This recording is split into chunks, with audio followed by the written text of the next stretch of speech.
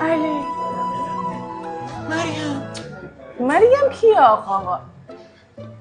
نرگس 5 سال با من دوست بودی اسم منو نمیدونی هنوز چیه؟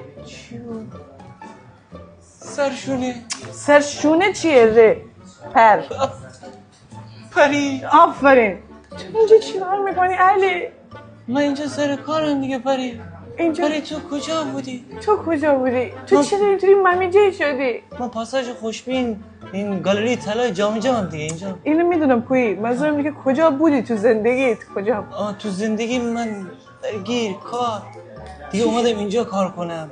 اینجا هم خدمت داره هم طلاهاش قیمت مناسبه گفتم بیام اینجا کار بکنم. خیلی بدهکاری آورد. منم اینجا خرید میکردم تو رو ندیده بودم.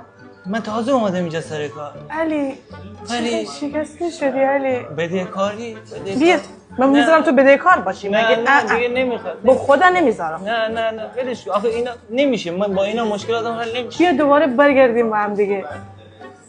پری نمیتونم. چرا نمیتونی؟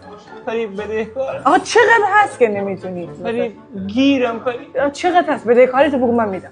1375 تا سکه. اون چرا اونقدر؟ مهریه خانوممه. اونو بده منو آزاد کن دوباره به روزای اوج خودمون برگردیم پری. علی جان خاک چیست علی؟ چرا؟